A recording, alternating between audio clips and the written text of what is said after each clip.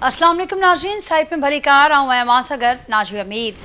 नाज़रीन, शुरूआत कंदासीं अॼु सिंध जी अमन अमान जी सूरत हाल खां। सिंध अंदरि मुसलसल बदमनी जी बाहि भरियल आहे। न ॿार महफ़ूज़ आहिनि, न औरतूं महफ़ूज़ आहिनि, न नौजवान महफ़ूज़ आहिनि ऐं न असां ॾिसूं था त कराची में कराची समेत समूरी सिंध में को पाण खे महफ़ूज़ सम्झे थो ऐं समूरी सूरत हाल असां ॾिसूं पिया त सालनि खां हीउ सिलसिलो हलंदड़ आहे। उन हवाले सां मुख़्तलिफ़ वक़्तनि ते इन ॾिस में असां ॾिसंदा आहियूं त हीउ कॾहिं हीउ सिलसिलो तमामु घणो तेज़ थिए थो, ख़ासि करे उन वक़्तु जॾहिं की केस जेके तमामु घणा हाई प्रोफाइल बणजनि था, मीडिया में अचनि था, बार बार रिपोर्ट थियनि था, उन्हनि ते बहस थिए थो असेंबली अंदरि, त उनखां पोइ कुझु वक़्त जे लाइ असांखे उन ते एक्शन नज़र अचे थो। पर वरी हिकिड़ी डिघी ख़ामोशी, हिकिड़ी डिघी ठापुर असांखे नज़र ईंदी आहे।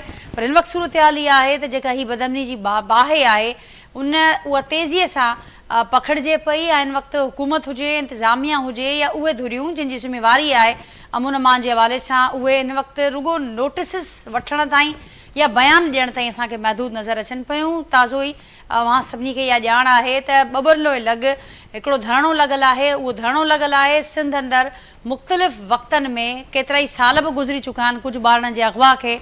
प्रिया कुमारी समेत, उजाला समेत नाज़रीन उहे केतिरा ई ॿार आहिनि जेके मुख़्तलिफ़ वक़्तनि ते अग़वा थिया आहिनि। उन्हनि जा वारिस सालनि खां एहतजाज कनि पिया, दाहूं कनि पिया त असांजे ॿारनि खे हुकूमत मोटाए ॾिए। पर हिन वक़्तु जेका सूरत हाल असांखे साम्हूं नज़र अचे पई, अॼु उन धरणे खे बि केतिरा ई ॾींहं गुज़री चुका आहिनि, पर उन बावजूदु उन हवाले सां को अहिड़ो मुतमिन कंदड़ क़दम असांखे नज़र कोन पियो अचे हुकूमत पारां। नोटिसिस ज़रूरु नज़र अचनि पिया, बयान ज़रूरु नज़र अचनि पिया ऐं गुज़िरियल 2 ॾींहंनि खां जेका सूरत हाल असांखे नज़र अचे पई, ख़ासि करे कराची अंदरि दीवान बिरादरी सां 3 वारदातूं थी चुकियूं आहिनि, जंहिंमें गुज़िरियल ॾींहुं जेको वाक़ियो थियो आहे फुर जो, उन में हिकिड़ो नौजवान डॉक्टर आहे उहो पिणु क़तलु थियो आहे। ऐं उनखां पोइ जेका सूरत हाल आहे असांखे मुख़्तलिफ़ वक़्तनि ते कॾहिं स्ट्रीट क्राइम जूं ख़बरूं साम्हूं अचनि थियूं, कॾहिं धाड़ेलनि जूं ख़बरूं साम्हूं अचनि थियूं त जेके फैमिलीज़ ट्रेवल कनि थियूं मुख़्तलिफ़ रस्तनि ते, उहो ॾींहुं हुजे या राति हुजे, अॻु को दौरु हूंदो त इहे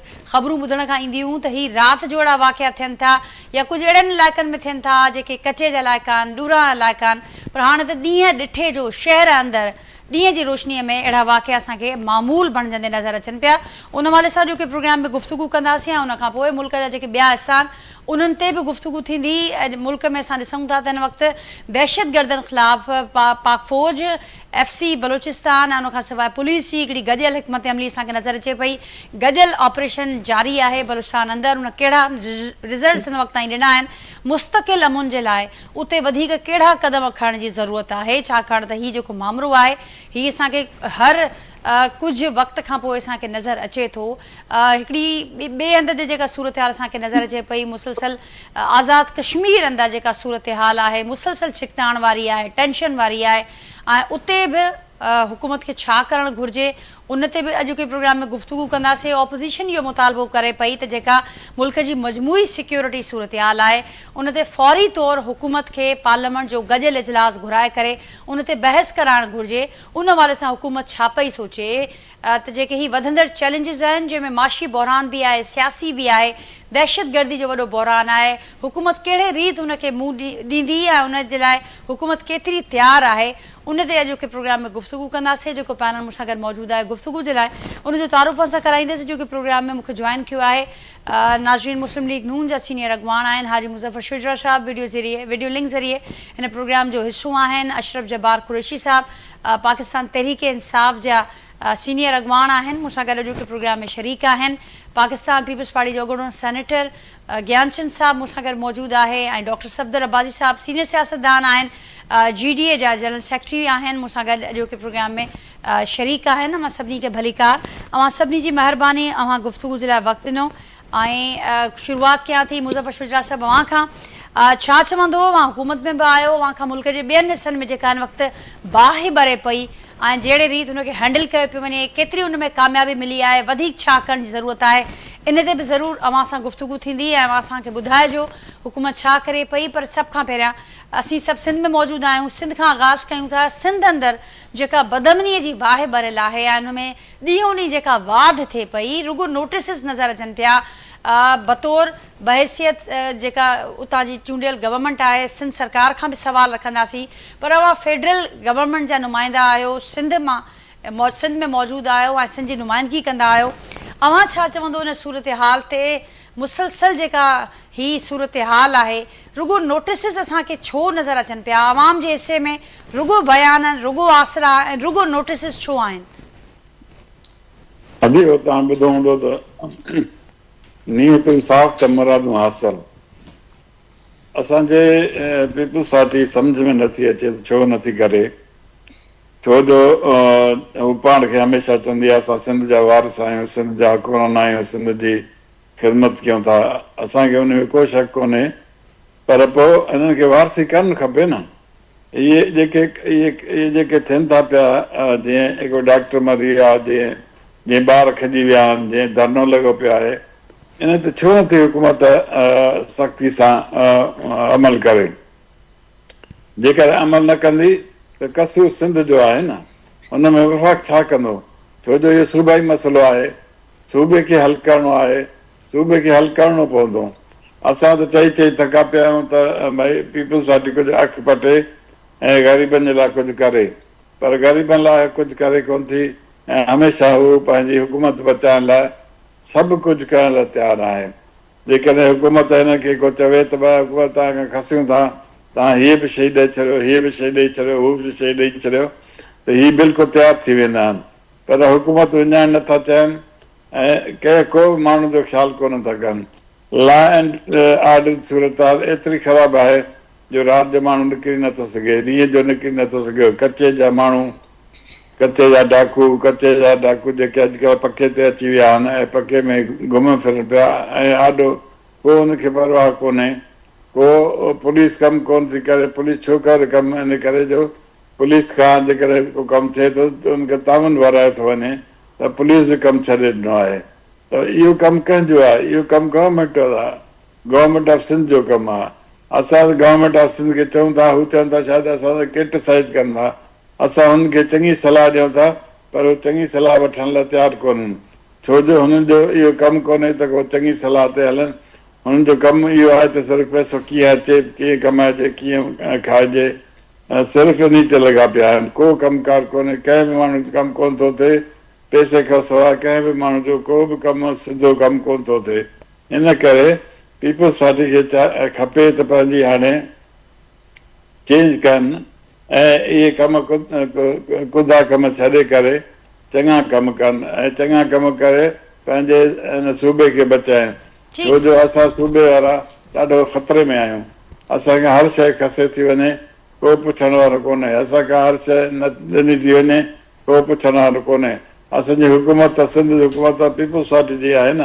असां पीपल्स पार्टी खे चवंदा कुझु कयो, ख़ुदा जे वास्ते कुझु कयो, कुझु पुछो, ऐं मां वफ़ाक़ खां बि पुछो त भई इहो शइ छो कोन थी थिए। जेकर नथी थिए त ॿाहिरि थी वेही रहो हुकूमत खां, पर उहो बि कोन था कनि।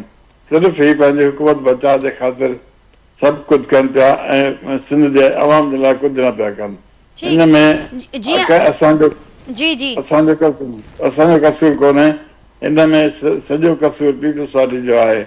छो जो पीपल्स पार्टी नुमाइंदा हिन वक़्तु हुकूमत सिंध जी आहे, ऐं हू नथी करे त हुनखे अलाह हुजे, बाक़ी ॿियो कुझु कोन चई सघूं था। पॉलिटिकल लीडरशिप के ई ज़ाहिर आहे, जेकॾहिं का बि शइ थिए थी जेकॾहिं वफ़ाक़ खां का नाइंसाफ़ी थिए थी, तॾहिं बि पॉलिटिकल लीडरशिप जी ज़िम्मेवारी आहे त उहा उन ते कुझु ॻाल्हाए, ऐं उन खां सवाइ जेकॾहिं सूबे अंदरि बि को मसइलो आहे त सूबे जी हुकूमत जी ज़िम्मेवारी आहे। उन ते असां जवाबु वठंदासीं ज्ञानचंद साहिब खां। ज्ञानचंद साहिब मूंसां गॾु मौजूदु आहियो?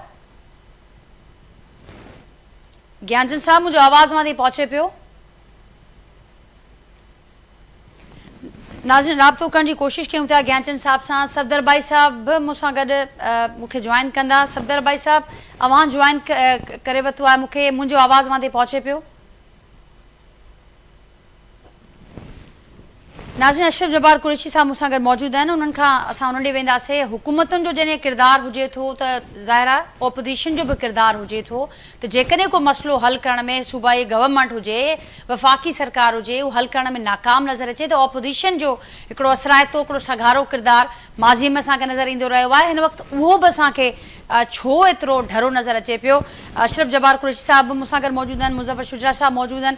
अशरफ जब्बार साहब, आपकी तरफ आऊँगी, क्या कहेंगे? इस वक्त आगाज़ किया है हमने आज के शो का सिंध की सूरत हाल से। सिंध के अंदर जो अमन अमान की सूरत हाल है इस वक्त सारी सिंध में हम देख रहे हैं कि हर तरफ एहतजाज भी नज़र आ रहा है और मुख्तलिफ शहरों में भी ये सूरत हाल है।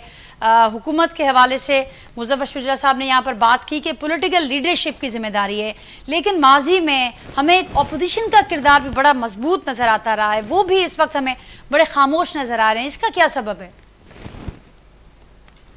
बिस्मिल्लाहिर्रहमानिर्रहीम, बहुत शुक्रिया आपने मुझे बुलाया अपने प्रोग्राम में। अच्छा, ये बात जो सिंध के हवाले से है, ये बात तो मतलब मुस्तकिल हर रोज के किसी ना किसी जगह पर कोई ना कोई डकैती का वाकया, कोई ना कोई जो है एक्सीडेंट का वाकया, कोई ना कोई ब्यूरोक्रेट्स की मनमानियों का वाकया, कोई पुलिस की मनमानी का वाकया मुस्तकिल हो रहा है। और उसके मुकाबले में एक जो एक लहर चल रही है और पूरे मुल्क के अंदर चल रही है दहशतगर्दी की, उसके लिए भी नंबर आजमाए हैं इदारे जो है वो लगे हुए हैं। अच्छा, दूसरी बात ये पॉलिटिकल महाज के ऊपर जो मामला चल रहा है, जिसका नतीजा जो है आज सिंध के अंदर हम भुगत रहे हैं, वो बिल्कुल सामने और वाज़ेह है। क्योंकि वफाक जो है वो किसी भी काम के अंदर जो है वो ना मुदाखलत कर रही है, ना वो पूछ रही है। वो 18वीं तरमीम का राग अलापा हुआ है और फिर 28वीं तरमीम का जो है वो मामला चल रहा है कि जी वो आ रहा है। उसके नतीजे में जो है जिस तरह से और जिस तरह गवर्नमेंट हुकूमत जो है मरकजी हुकूमत एक सिंध की ब्लैकमेलिंग का शिकार है, वो सबके सामने है। यहाँ पे शहरी मर रहे हो कोई फर्क नहीं पड़ता किसी को, यहाँ पर जो है कत्ल हो रहे हो, डकैतियां हो रही हो, पुलिस का जो किरदार है वो भी मामला सामने हो, रेंजर्स यहाँ पे लगी हुई हैं, उनके भी जिम्मेदारी में शामिल है कि यहाँ पे अमन अमान का मसले के लिए उनको दिया गया है। लेकिन यहाँ पे कोई किसी से पूछने वाला नहीं है। बिकॉज ऑफ दिस, इसलिए नहीं पूछने वाला कि यहाँ पर जो है वो वफाकी हुकूमत जो है उनके यहाँ के सिंध हुकूमत के कंट्रोल के अंदर है, वो कोई फैसला नहीं कर सकते, वो कोई फैसला नहीं ले सकते। इतने मजबूर हालात के अंदर यहाँ के कराची के और सिंध के अवाम जो गुजर रही है और जिस तरीके से यहाँ पे पूरी दुनिया देख रही है कि वर्स्ट तरीन शहरों में शुमार है कराची का, और इसके साथ जो कुछ हो रहा है और सिंध के जो यहाँ पे आप देखें ना, एक मामला तो नहीं है ना, वो वली का अस्पताल के अंदर जो है जो कुछ हुआ, HIV के बच्चों के पॉजिटिव हुए, यहाँ पे कल जो है वो कुत्ते के काटने से लोग मर रहे हैं। यहाँ पर वैक्सीन नहीं है, वैक्सीन के लिए वैक्सीन तक पहुंचा नहीं जा सकता, इंतजामिया मुकम्मल तौर पर फैले और वफाक जो है वो चैन की बांसुरी बजा रहा है क्योंकि उसकी हुकूमत बच रही है। अगर पीपल्स पार्टी उसकी हुकूमत से निकल जाएगी तो गिर जाएगी।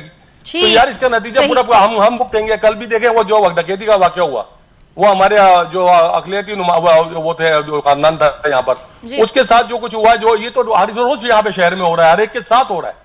तो ये किस तरह से सदेबाब होगा अगर ये पॉलिटिकल मामला को लेकर सामने रखेंगे और कराची के अंदर और सिंध के अंदर जो है रात को बराह रास्त कोई एक्शन नहीं होगा, तो ये कब तक सबर होगा? मेरी तो ये समझ में नहीं आ रहा। आपने एक बात कही कि पॉलिटिकल पार्टी अपोजिशन अपना रोल अदा क्यों नहीं कर रही। आपको पता है कि अपोजिशन क्या रोल अदा करने के लिए जब भी कोशिश करती है, अगर कोई मुजाहिरा भी करने की कोशिश करे तो हमारे खिलाफ टेररिज्म के मुकदमे बनाए जाते हैं, ATC के मुकदमे बन जाते हैं हम लोगों के खिलाफ। तो ये तो कोई जमहूरियत को तो हुस्न है कि अपोजिशन का एहतजाज हो, मुजाहिरे हो, लोगों को पता चले। अगर अमन व अमान के दायरे में रहकर भी करना कोई चाहता है तो उसके ऊपर भी जो है यहाँ पे दफाएं लगकर उनको जेल में लॉकअप किया जा रहा है। इस तरह की फस्तायत तो जो है मार्शाल्लाह दौरों में भी नहीं हुई जो अब हो रही है। आपकी बात को आगे बढ़ाऊंगी। आपने कहा कि ऑपोजिशन को भी अपना काम नहीं करने दिया जा रहा, वफाक चैन की बांसुरी बजा रहा है और सारे वो कह रहे हैं कि 18वीं तरमीम के बाद, और हम देखते हैं कि कोई भी मामला हो तो वो डायरेक्ट यही कहा जाता है कि सूबाई वो जिम्मेदारी है, सूबाई जिम्मेदारी बिल्कुल है, लेकिन इसके साथ साथ जो दूसरे पिलर्स हैं वो किस हद तक अपना काम कर रहे हैं, उस पर भी बात होगी आज के प्रोग्राम में। ज्ञानचंद साहब, अवां छा चवंदो? वहाँ खां अॻु मुंहिंजी ॻाल्हि थी अशरफ जब्बार साहब खे मां ॿुधो, मुज़फ़्फ़र शुजरा साहब बि मूंसां गॾु मौजूदु आहिनि, डॉक्टर सफदर अब्बासी साहब कुझु देरि में जॉइन कंदा। मुज़फ़्फ़र शुजरा साहब इहा ॻाल्हि कनि पिया त ई सॼो क़सूर जेको आहे सूबाई सरकार जो आहे। जेकॾहिं अमन अमान जी जेका सूरत हाल एतिरी ख़राब थी चुकी आहे जो हर हंध सां ॾिसूं पिया एहतजाज थिए पियो, को माण्हू ॾींहुं हुजे राति हुजे पंहिंजे पाण खे महफ़ूज़ न पियो तसवुरु करे। हाणे असीं छा कयूं? ही सूबाई मसइलो आहे ऐं सूबाई हुकूमत उनखे मुसलसल हल करण में नाकाम आहे। अवां छा चवंदो न समूरी सूरत हाल ते? ॾिसो, अमन अमान जी सूरत हाल त आहे, उनमें रुगो सिंध में कोन्हे को, असांजो सॼे मुल्क में पंजाब ऐं सिंध में कदरे घटि वाक़ात थियनि था, नंढी सतह जा थियनि था, पर बलोचिस्तान असांजो ख़ैबर पख्तूनख्वा उनमें त दहशतगर्दी बाक़ायदा हावी थी चुकी आहे, उनखे उहो चैलेंज बि आहे।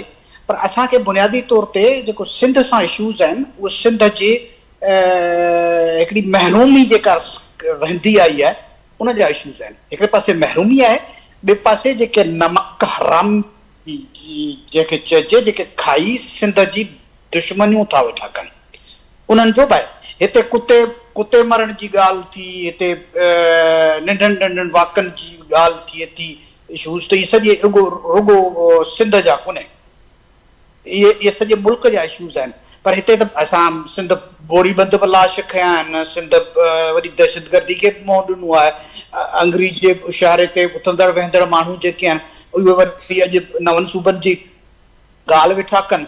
उन ते असांजा ठीकु आहे, असांजे सपोर्टेड गवर्नमेंट आहे, पर उनखे बि का ॻणती कोन्हे को, त ऐं उन्हनि खे बि कंहिं न कंहिं नमूने सां पाण सां शामिल कयो रे हलायो पियो वञे।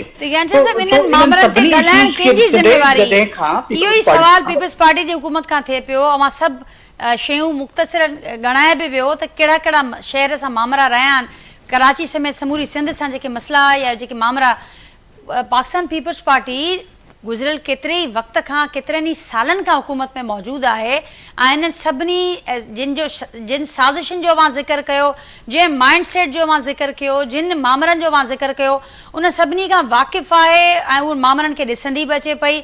मुसलसल हुकूमत में बि रही आहे या हुकूमती इतिहाद जो बि असो रही आहे, त के पॉलिटिकल लीडरशिप जी जेका ज़िम्मेवारी हुजे त मां सम्झो पिया अवांजी हुकूमत उनखे अदा कयो आहे। जेका सिंध सां मसइला रहिया आहिनि उनजी पोइवारी चङे नमूने कई आहे, उनजी मालिकी चङे नमूने कई आहे, सिंध जे केस खे मथे असरात नमूने रखी सघी आहे।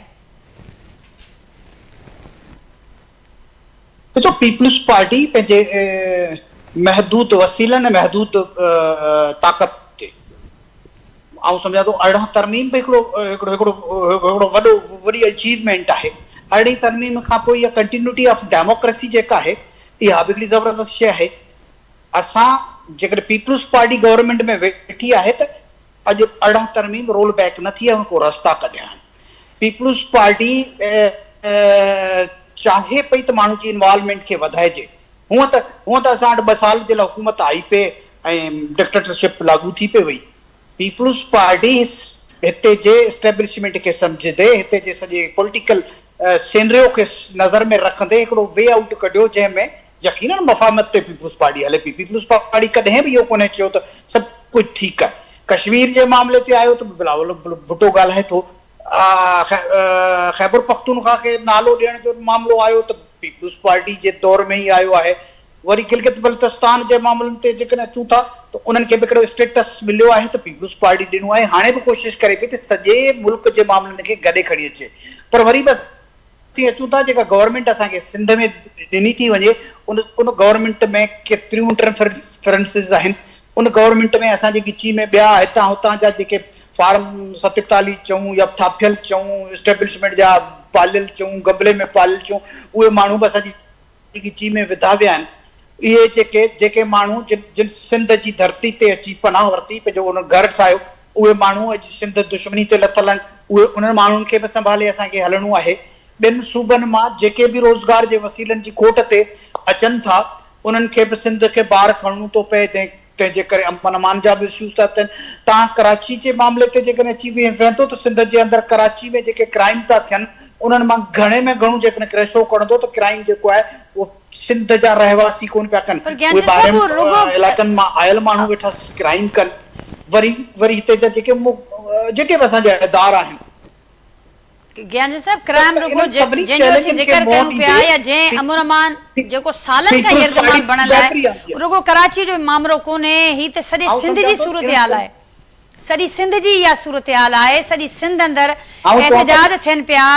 हिन वक़्तु सॼी सिंध अंदरि धरणा लॻनि पिया, किथे किथे एहतजाज थियनि पिया। ऐं माण्हुनि जो एतिरो चवणु आहे त ॿिया मसइला पंहिंजी जाइ ते, मसइलनि जो को वॾो ढेर आहे, पर हीउ जेको बुनियादी जेको मसइलो आहे त माण्हुनि जो जेको ज़िंदगियुनि जो तहफ़ुज़ आहे, हिन वक़्तु उनजो वॾो मसइलो बणियलु आहे। न ॿार महफ़ूज़ आहिनि, न आवाम महफ़ूज़ आहे, न को माण्हू ॾींहं जो महफ़ूज़ आहे, न राति जो महफ़ूज़ आहे। हिन जो जवाबु हुकूमत वटि छा आहे? हुकूमत वटि रुगो नोटिस ऐं बयान आहिनि या ही अहिड़ियूं वज़ाहतूं आहिनि। मूंसां गॾु डॉक्टर सफदर भाई साहब गॾु मौजूदु आहिनि। डॉक्टर साहब अव्हां खे बि भलीकार चवंदमि। भाई साहब अव्हां छा चवंदो सिंध अंदरि जेका बदमनी जी बाहि भरियल आहे ऐं सालनि खां हीउ सिलसिलो जारी आहे, उन ते असां ॾिसूं था वफ़ाक़ी सरकार ॼाणाए थी त हीउ सिंध जो मसइलो आहे, सूबाई मसइलो आहे, पॉलिटिकल लीडरशिप खे हिन मामले ते एक्शन खणणु खपे। पॉलिटिकल लीडरशिप जो जेको मौक़िफ़ आहे उहो अव्हां ॿुधो ज्ञानचंद साहब जी ज़ुबानी।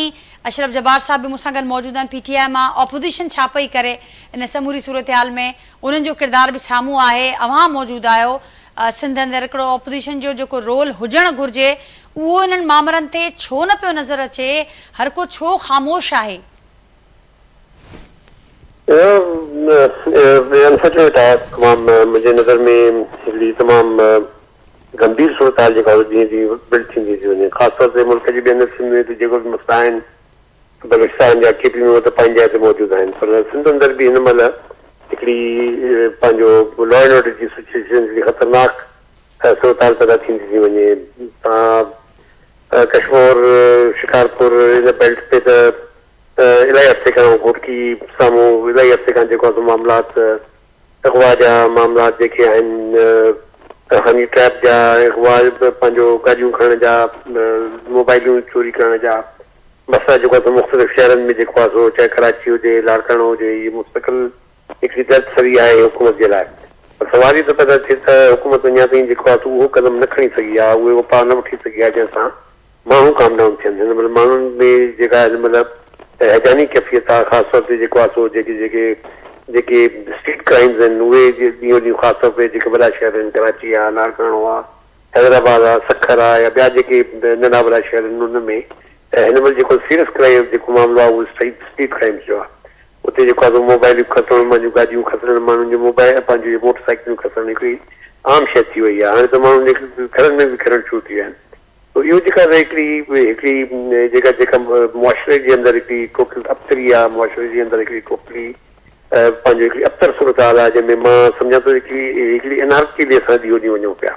ऐं इन एनआरकी जे नतीजे में जेको आहे सो हर माण्हू जेको आहे सो इहो महसूसु करे थो त मां पंहिंजी जेको आहे सो बचाइण लाइ या पंहिंजी शइ खां बि हासिल करण जे लाइ या पंहिंजी ज़िंदगी गुज़ारण लाइ जेसिताईं जेको आहे सो क्रिमिनल एलिमेंट क्रिमिनल पंहिंजो लाइन नथो वठां तेसिताईं जेको आहे मुंहिंजो गुज़ारो नामुमकिन थी वियो आहे। इहा सॼी जेको आहे हिकिड़ी इकोनॉमिक सिचुएशन जेका ख़राबु आहे, असांजी महांगाई वधी वई आहे, बेरोज़गारी वधी वई आहे, ॾींहों ॾींहुं जेको आहे नौजवान जेको आहे उहे मुख़्तलिफ़ वरी पंहिंजो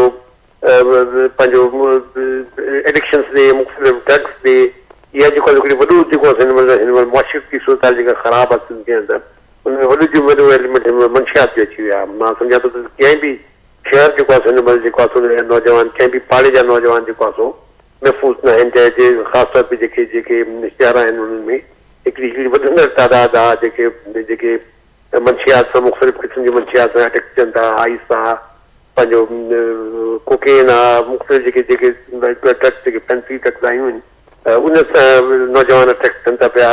हुनजी जेका बेरोज़गारी जे करे जेको आहे हिकिड़ी मशक़ती जेको आहे अबतरी ॾींहों ॾींहुं जेको आहे वञे थी वधंदी। मां सम्झां थो ज़ाहिर हुकूमत ultimately law and order subject त वरी प्रोविंसिस जो आहे न।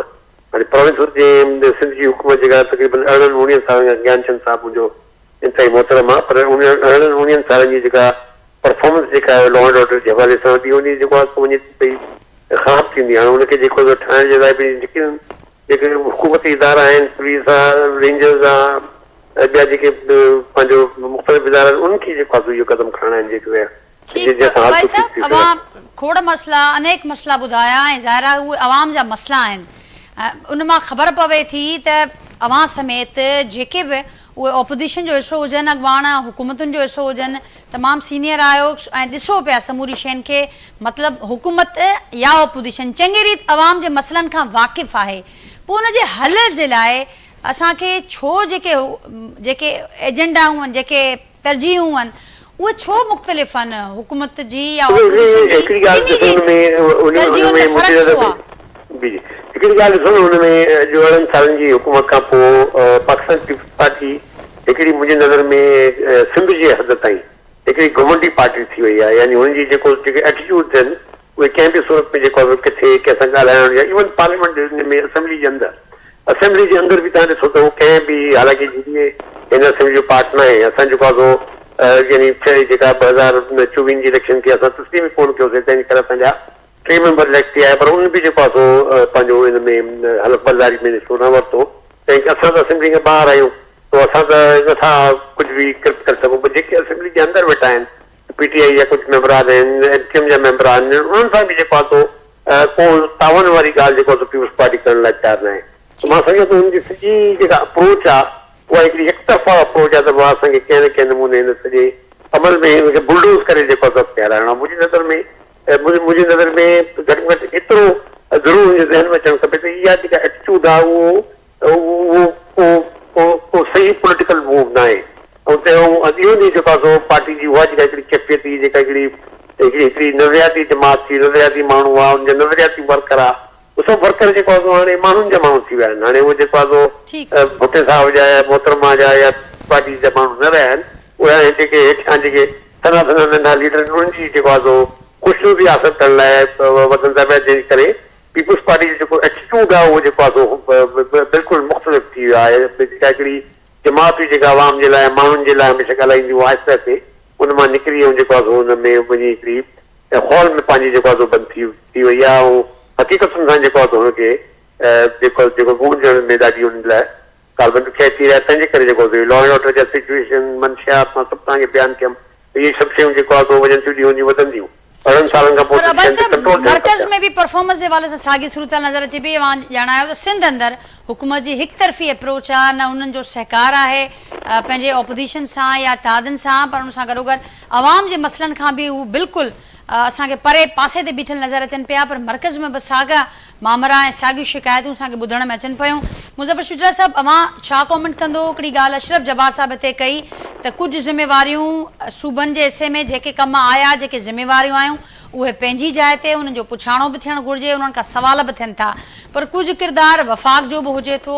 बहैसियत वफ़ाक़ी सरकार जे कुझु ज़िम्मेवारियूं उन्हनि जी बि हुजनि थियूं, उहे केतिरे हद ताईं अदा थियनि पियूं। ऐं गॾोगॾु जॾहिं परफॉर्मेंस जी ॻाल्हि अचे पई त मर्कज़ में बि असांखे साॻिया मामला नज़र अचनि पिया। हिन वक़्तु असां ॾिसूं पिया त पाकिस्तान पूरी दुनिया अंदरि टियाकड़ी जूं कोशिशूं वठे पियो, आलमी अमुन जी बचाइण जे लाइ सरगर्म आहे, पर पंहिंजे घर अंदरि जेका सूरत हाल आहे, न त हुकूमत खां मुआशी बहरान हैंडल थिए पियो, न हुकूमत खां सियासी बहरान हैंडल थिए पियो, न ई हुकूमत खां असां ॾिसूं पिया त जेको दहशतगर्दी तमामु वॾो चैलेंज आहे, पर उन हवाले सां कहिड़े रीति मजमूई जेका अमुन अमान जी सिक्योरिटी जी सूरत हाल आहे उनखे हैंडल करिणो आहे, उन में हुकूमत असांखे तमामु घणी ॾुखियाईनि जो शिकार नज़र अचे पई। ॾिसो, जेकॾहिं मर्कज़ इंटरफेयर करे थो त पोइ वरी साॻा सूबा रोइनि था पिया त मर्कज़ इंटरफेयर थो करे असांजे मामलनि में, मर्कज़ खे इंटरफेयर न करणु खपे। इहे लॉ एंड ऑर्डर जी सूरत हाल जेका कंट्रोल करण इहे सूबाई हुकूमत जो कमु आहे। ऐं सूबाई हुकूमत जेकॾहिं सिंसियर हुजे माण्हुनि सां त करे सघे थी, को फ़र्क़ु कोन्हे। जेकॾहिं तव्हां करप्शन घटि कयो ऐं सिधो थी हलो त पोइ इहो मसइलो ई कोन थो थी सघे। मां बि मिनिस्टर रहियो आहियां, मुंहिंजे महकमे में जेल खाने में एतिरी रिश्वत हूंदी हुई, पर जॾहिं मां सिधो हूंदुसि त सॼो मुल्क ई सिधो थी वियो, पूरो जेल खाना जा सिधो थी वियो। त मुल्क सिधो थी सघे थो, को मसइलो कोन्हे, पर पीपल्स पार्टी जी इहा बदकिस्मती आहे त पीपल्स पार्टी जा असुल जेके वारिस हुया, असुल जेके सुठा वर्कर हुया, सफदर अब्बासी साहब वारा, असां ॿिया बि अहिड़ा केतिरा सुठा वर्कर आहिनि जेके पीपल्स पार्टी पाण खां ॿाहिरि जुदा करे छॾे छॾिया आहिनि। हाणे इब्न वक़्तु अची विया आहिनि जेके हू सम्झनि था त हीउ वक़्तु जेको आहे कमाइण जो आहे, कमाए खाई वठो, पोइ हले छा थींदो। ठीक, त मुज़फ़र शुजरा साहब इन ते जवाब वठूं था ज्ञानचंद साहब खां, पर हाणे जंहिं हुकूमत जो अवां हाणे हिसो आहियो, जेका हिन वक़्तु मर्कज़ में हुकूमत ठाहे वेठी आहे, उनखे वठी करे बि मूं ॼाणायो त हू जेके चैलेंजिस हिन वक़्तु नज़र अचनि पिया उनखे मुंहुं ॾियण में हू ॾुखियाईनि जो शिकार नज़र अचे पई। न तादी ख़ुशि अथव अवां सां, न अवां जा जेके ऑपोजिशन वारा आहिनि उहे अवां सां ख़ुशि आहिनि, उहे बि इहे ई ॻाल्हियूं कनि पिया त हिकु तरफ़ी अप्रोच आहे न हुकूमत जी, उहा असां सां कंहिं मामले ते सहकार न पई करे, इत्तेहादी बि साॻी ॻाल्हि कनि पिया। त अवां पंहिंजी हाणे वारी जेका हाणोकी हुकूमत आहे उनखे छा चवंदो? ॾिसो, इत्तेहादी असां मां ख़ुशि न हुजनि हा त उहे पाण सां गॾु कोन वेठा हुजनि हा, केतिरा दफ़ा मां चयो आहे जेकॾहिं इतिहादी ख़ुशि न आहिनि त हू पंहिंजो रवैयो चेंज कनि ऐं हुकूमत खां अलॻि थी वञनि। हुकूमत खां अलॻि थींदा ज़ाहिर आहे जेके कम हुकूमत नथी मञे उहा मञींदी न, पर उहे त कुझु कोन था कनि, सिर्फ़ु ज़बानी जमा ख़र्च कनि था, को एक्शन कोन था कनि। चवनि था पिया छा कयूं, असां चयो अथसि, हाणे इहो को जवाबु कोन्हे त असां ख़त लिखियो अथसि, इहो को जवाबु कोन्हे त असां चयो अथसि, इहो को जवाबु कोन्हे त असां प्रेस कॉन्फ्रेंस कई अथसि। हिननि खे प्रैक्टिकली करणु खपे न, छो जो सिंध सां नाइंसाफ़ी थिए थी पई। जेकॾहिं सिंध सां नाइंसाफ़ी थिए थी त सिंध हुकूमत कंदी, ॿियो केरु कंदो? सिंध खां सवाइ ॿियो केरु चवंदो? असांखे त को एतिरो कोन्हे त असां चई सघूं। असां पंहिंजी हुकूमत लाइ हुकूमतनि खे चऊं था पिया, पर बेसिकली जेको कमु आहे उहो सिंध हुकूमत जो आहे। ज्ञानचंद साहब रिस्पॉन्ड कंदो, जवाब ॾींदो कुझु?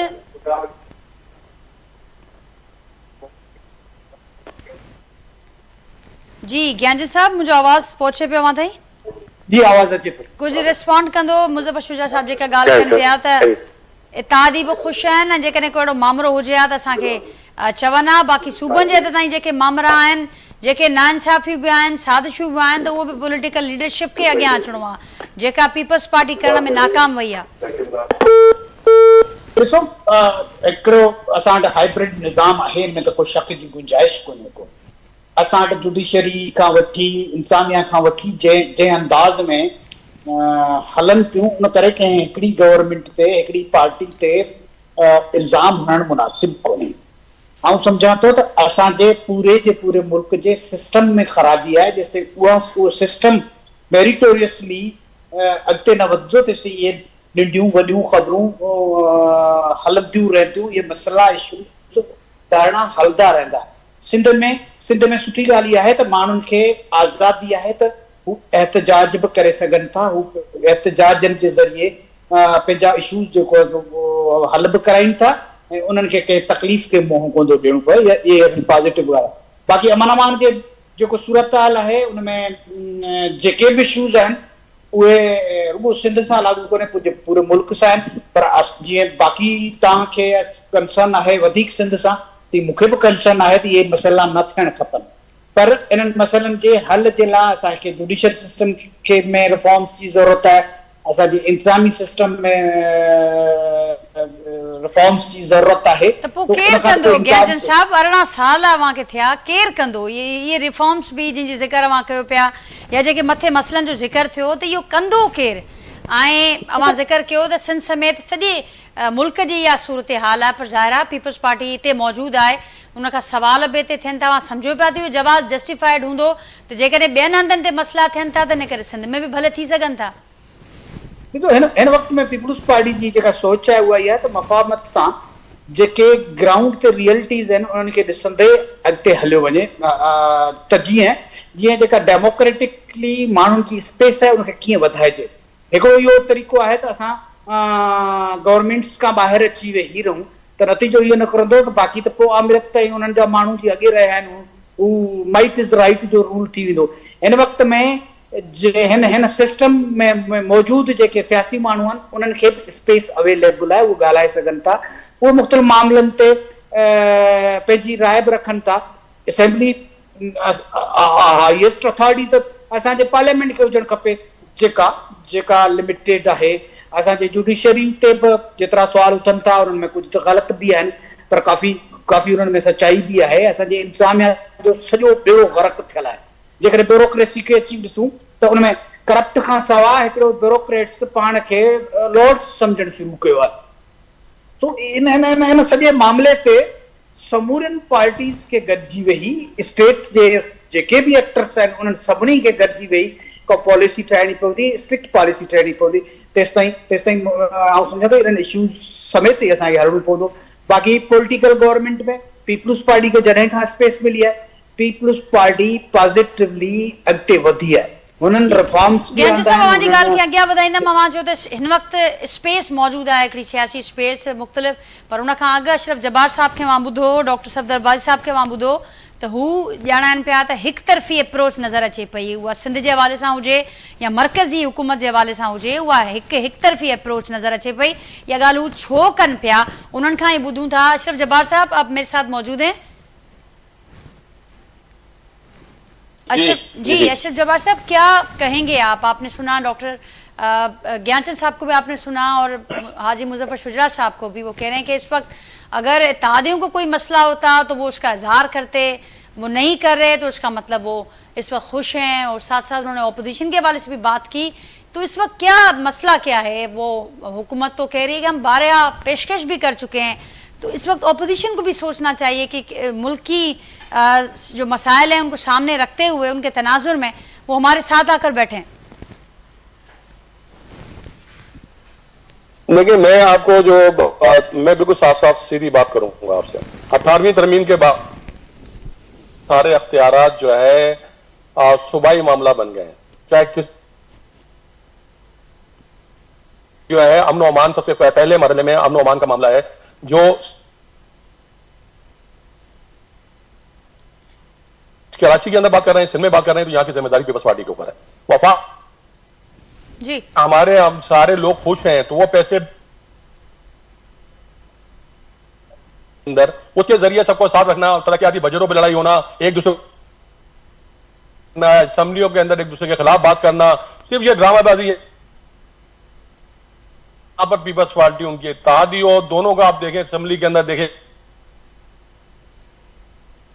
के अंदर जो मामला, एक बंदा शहीद हो गया हमारा कराची का और वो चला गया अल्लाह के पास, उसको जो है वो वहां पर जो है असेंबली में इस पर बात नहीं होगी, क्योंकि वजह यह है कि ये एक आम आदमी का, शहरी का मसला है। मुझे ज्ञानचंद साहब से सीनियर पॉलिटिशियंस हैं कि तो मतलब यह है कि आप जिस मुल्क में रहते हैं, जिस शहर में रहते हैं, जिस सूबे में रहते हैं, वहां क्या करें। हुकूमत तो आनी जानी चीजें यार, हुकूमत तो आज होगी कल नहीं होगी। आप लोग असेंबली में बैठे हुए हैं, आप के पास कोई बंदा है ही नहीं यहाँ पे काम करने वाला, इनके पास बस सिस्टम। मामू आयो कराची,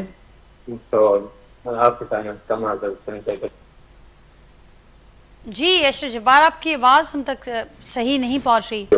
आवाज मेरी आवाज अब आप तक ठीक आ रही है? हेलो, अभी आवाज आ रही है? जी जी, कंटिन्यू कीजिएगा।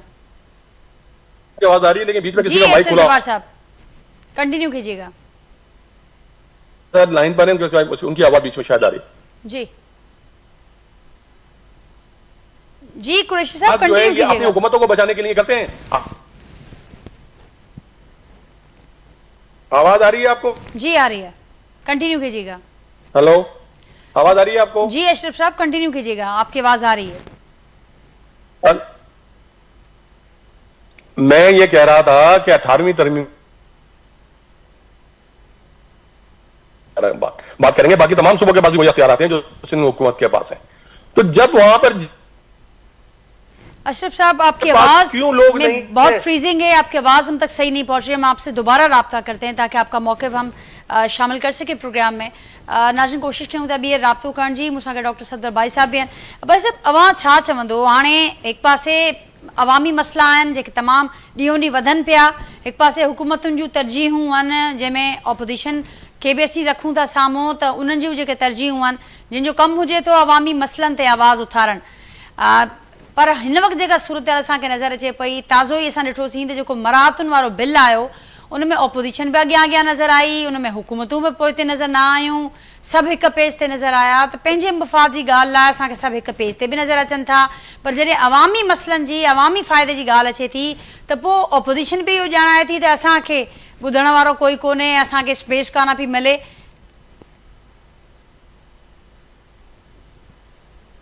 जी अब्बास साहब।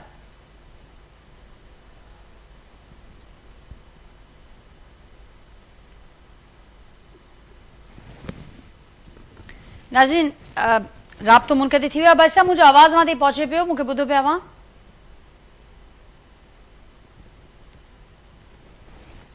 नाज़रीन डॉक्टर सफदर भाई साहब सां राब्तो करण जी कोशिशि कयूं था, उनजो राब्तो मुनक़िद थी वियो आहे। जी, मूंसां गॾु मौजूदु आहिनि ज्ञानचंद साहब, ऐं मूंसां गॾु हाजी मुज़फ़र शुजरा साहब बि मौजूदु आहिनि। अशरफ जब्बार साहब सां राब्तो ॿीहर करण जी कोशिशि कयूं था। त त हाणे जेका ज्ञानचंद साहब ज़ाहिर आहे जीअं अवां बि ॼाणा आहियो त जेका हिन वक़्तु गिवन सिचुएशन आहे सभिनी खे गॾु वेहणो पवंदो त वरी उहो ई सुवालु अचे थो त हुकूमतुनि जी ज़ाहिर आहे इहा ज़िम्मेवारी आहे त उन्हनि सभिनी खे गॾिजी करे पाण में विहारनि त हिन वक़्तु जेका सूरत हाल आहे कीअं ॾिसो पिया अवां त छो न पियो कोई डायलॉग वारो को माहौल असांखे नज़र अचे चैलेंजिस वधंदा पिया वञनि ऐं उन चैलेंजिस जे विच में असांखे नज़र अचे पियो त जेके मामरा आहिनि हुकूमत उन्हनि खे हैंडल न पई करे सघे। इनमें जेके ख़ासि तौर ते अपोज़िशन में जेकॾहिं ॻाल्हि करियूं त पीटीआई जी ॻाल्हि करियूं ऐं पीटीआई जो जेको एटीट्यूड रहंदो आयो आहे उहो कंहिंखां लिकियल छिपियल कोन्हे को। हुकूमत केतिरियूं बि कोशिशूं करे पर हुननि जा जेके नखरा आहिनि उहो बि कंहिंखां लिकियल छिपियल कोन्हे। तंहिं करे उहो सॼी रेस्पॉन्सिबिलिटी वञी पए थी पीटीआई तरफ़। हाणे पीटीआई जी सूरत हाल इहा आहे त हू चवनि था त अक्सरियत में असीं आहियूं ऐं पर leader of opposition Mahmood Khan Achakzai हूंदो। असां त मुंहिंजे ख़्याल में गवर्नमेंट बि ख़ुशि हूंदी असां बि ख़ुशि आहियूं त घटि में घटि महमूद ख़ान अचकज़ई हिकिड़ो पॉलिटिकल माण्हू आहे पर उनखे अख़्तियार कोन्हे को। तो इन्हनि बिना अख़्तियारनि जे बिना कंहिं फ़ैसिला कुन टीम जे हुकूमत आख़िर कंहिंसां ॻाल्हाए। हिननि जो मामिलो वञी फासे थो उते त भई इमरान ख़ान जेको जेल जे अंदरि आहे जेको सज़ा याफ़्ता आहे उन सां गवर्नमेंट वेही ॻाल्हियूं कराए या उनखे रिआयतूं ॾे जेको मुमकिन कोन्हे सवाइ कोर्ट्स जे। जेकॾहिं कोई रस्तो निकिरणो बि आहे त कोर्ट्स मां रस्तो निकिरणो आहे। तो जेसिताईं असां इन हक़ीक़त खे तस्लीम कंदे पीटीआई हक़ीक़त खे तस्लीम कंदी अपोज़िशन पार्टीज़ इन हक़ीक़त खे तस्लीम कंदियूं तेसिताईं मामिलो अॻिते कोन थो वधी सघे। आवाम जे मफ़ाद में कहिड़ा कहिड़ा इशूज़ आहिनि ख़ासि तौर ते जेकॾहिं गवर्नमेंट बाय पॉलिटिक्स थिए उहा इलेक्शन्स कहिड़ियूं बि थियनि थियूं पर उन्हनि इलेक्शन रिफॉर्म्स ते को प्रपोज़ल वठी अचनि वरी केतिरो मुश्किल हुजे त असां पारे वर्कर खे बि ख़बर पए त एटलीस्ट पीटीआई मुल्क जे मफ़ाद में को कमु करे पई। पीटीआई बाक़ी जेके मुल्क जा फिनेंशियल इशूज़ आहिनि जेके इंटरनेशनल तोड़े इंटरनल इशूज़ आहिनि उन्हनि ते वेही का ॻाल्हि ॿोल करे। पर ज्ञानचंद साहब हाणे ताज़ो ई ऑपोज़िशन इहो मुतालबो बि करे पई त जेका मुल्क जी सिक्योरिटी सूरत हाल आहे उन ते पार्लियामेंट जो गॾियल इजलास घुराए को बहस थियणु घुरिजे। हर भेरे असां ॾिसंदा आहियूं त जॾहिं बि कहिड़ी सूरत हाल हुजे थी त उन में हुकूमतुनि जो इहो कमु हुजे थो त उहो प्रोएक्टिव थी अॻियां अचनि।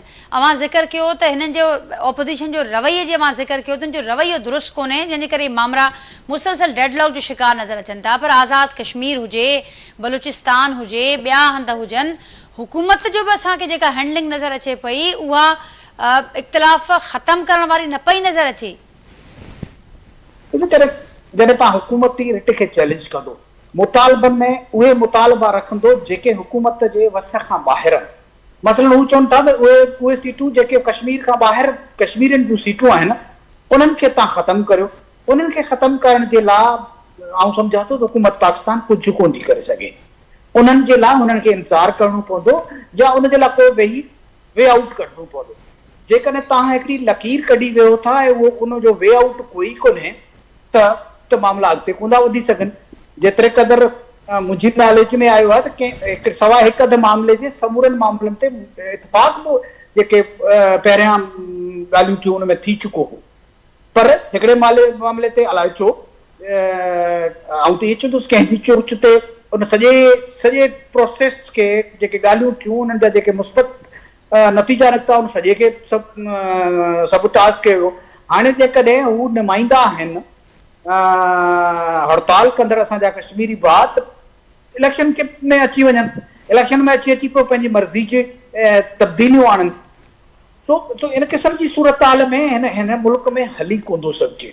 आउं सम्झां थो त रस्ता ॾियणा बि पवंदा ऐं उन्हनि जे लाइ रस्ता पंहिंजे लाइ बि ॻोल्हणा पवंदा। सो इन ॿिन्ही शयुनि खां सवाइ सिर्फ़ु इन ॻाल्हि ते त भई असां धरणो हणी वियूं था ऐं असांजी मर्ज़ी जा मुतालबा तस्लीम कयो उहो गवर्नमेंट जे लाइ बि ॾुखिया आहिनि।